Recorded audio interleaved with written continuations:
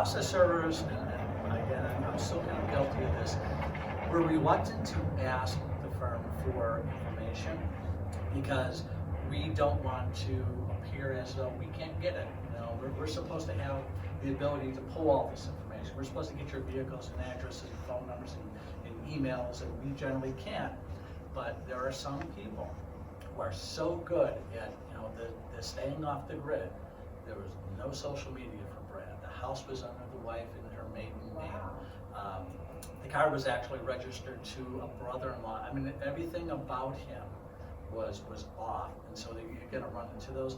A simple, hey, the person who is trying to get sprayed, what does he look like? Because had I known he was 35-ish, balding, about one, I could have looked at that right from the beginning. So yeah, it's very, very, if you can provide any information up front like that, it is so very helpful. Again, it's something the process server should be asking for, investigators should be asking for, but they don't always. So especially if they just start working with you, it's one of those, it's a funny thing where we're trying to be like, yeah, we got it. Mm-hmm. We generally do, but we don't always. So yeah, absolutely. So so as far as what a process server does, and again, I'll just say it very generically, a process server is someone who is serving legal documents to an individual party that is involved in an action. And the rules and laws, regulations for process serving changes from one state to another. So it's very important that when you're working with a process server, especially in another state, that they are aware of what the rules are, because what it is in Maryland is not the same as here. So for instance, we have the ability here, we can do an abode serve, meaning we can serve somebody at the house and certain types of documents that is over the age of 13, that's competent, that's called resident. Some other states might see 15, some others may see 17 or 18, and it really is different from one area to the next. So working with someone who understands not only what they're doing there, but understands what, again, if you're working across states or even sometimes counties, Cook County has some specific rules there too, that everyone understands what the rules are, because the last thing you want is to go through this entire process, have it go before the judge, and the judge says, nope, the person you served did, this is not going to work. And that happens, not with me, it happens to other people. But yeah, that's something to be very aware of. So you said that you can leave it here in Illinois with somebody who's at least 13 and age and competent. 13, right, which is very different, which is one of the lowest of the states, which is very odd. That is odd. Yes, being in Illinois, yeah. Are you allowed to just, let's say Brad and his wife weren't even at home, are you allowed to leave it just on the door? Is that going to be sufficient? It depends on the type of document. A subpoena almost always has to go to the individual.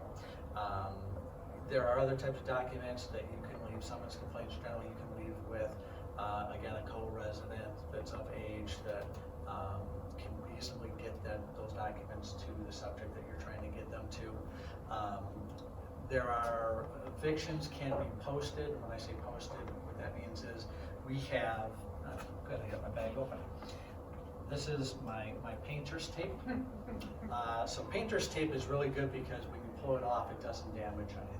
So when we have a situation where we have to post, or we're able to post as the judge allows it, which is very hard to get them to say yes to do that with anything other than evictions, we use our painter's tape. We take pictures of before it. You have a big envelope like this with everything clearly marked on it. You tape that up to the door. You make sure you take your pictures of it, and you have a record that was posted on the door. So you do have the ability to do that. Yeah. When you served Brad in the car, did you have to take a picture of it on the windshield of his car, or you just say, this is what I did? Yeah.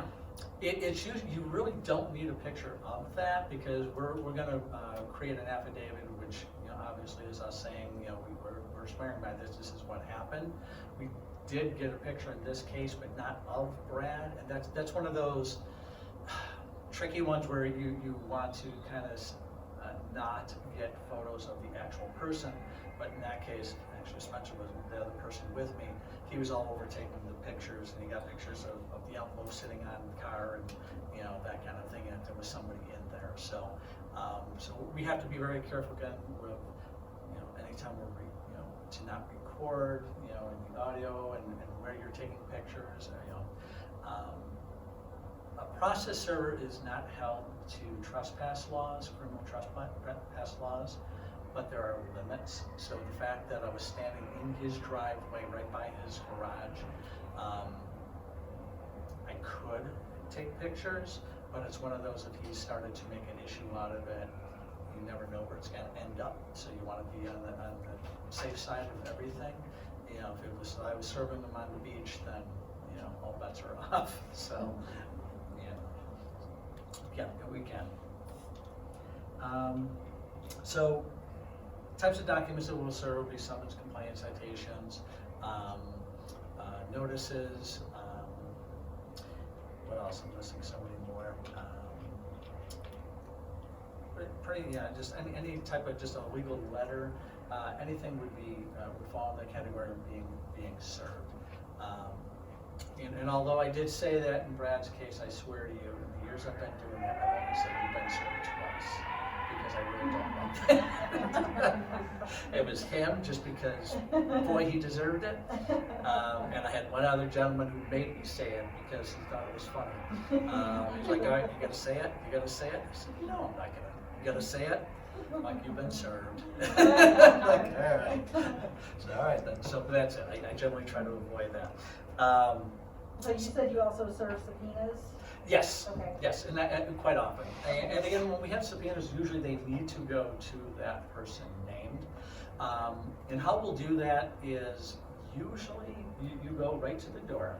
You know, if we have the residents, go to the door and say, you know, I have a delivery from Michael Smith.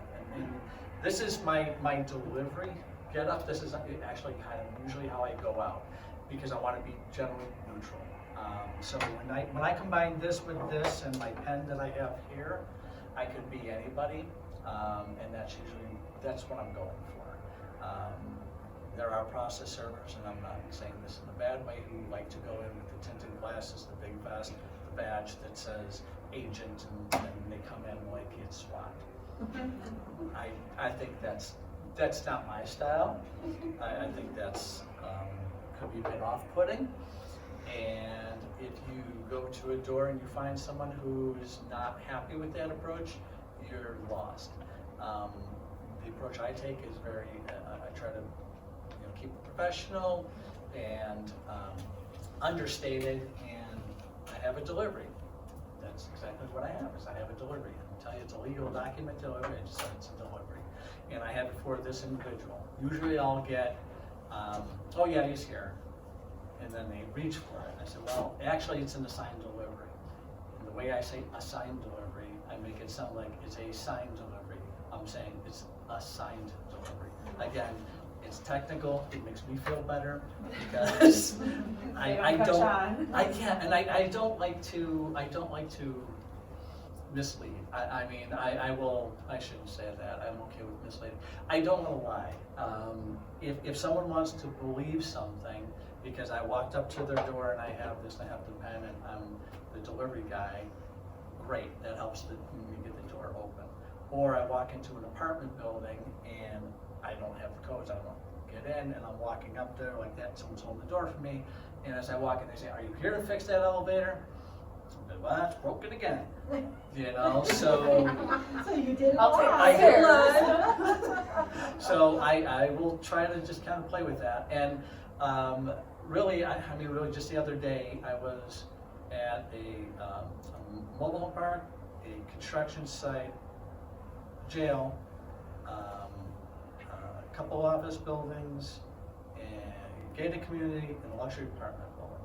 So you go to houses. So you go to a lot of different places, so I want to go where I'm not really standing out in any one place that I'm going to. So again, if I went in there with the shades and with the big bulletproof vest and all that, it's a different outcome, I think, in most cases. And you hear stories of process servers that are assaulted, and this happens here. And I'm not saying it can't be a little hairy at times, but a lot of it has to do with your approach, I feel. I mean, I've done this quite a few years, and I can really only, like, one time really jumps out in my mind where I had somebody, threatening me with guns and dogs and, everybody in the house and the whole kind. And it was just such a nothing reason that I was there that it made no sense anyway. Because usually I feel that if you're going in, again, you're quite professional and I just say, I'm here with a delivery of this, and you tell them what the nature of the documents are once you're handing them to them, which is what you're required to do, and you're gone. You don't stick around for the aftermath. You don't want to stay there and have long conversations and answer questions, because you can't. A process server should never attempt to answer any legal questions or anything about the documents. It's the nature of the documents. This is the type of document that I'm serving to you, and go.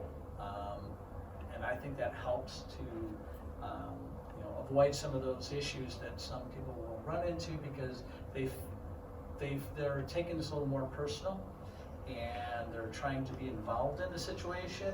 I'm not involved. The whole point of a process server is you're a third party, uninterested third party in this whole transaction. You may be hired by an attorney or a pro se case that you're working, but you're hired by them to be the third party person to do this delivery, and after that you're gone. And by doing that, I think it really helps with again, staying out of those issues and situations that kind of come up.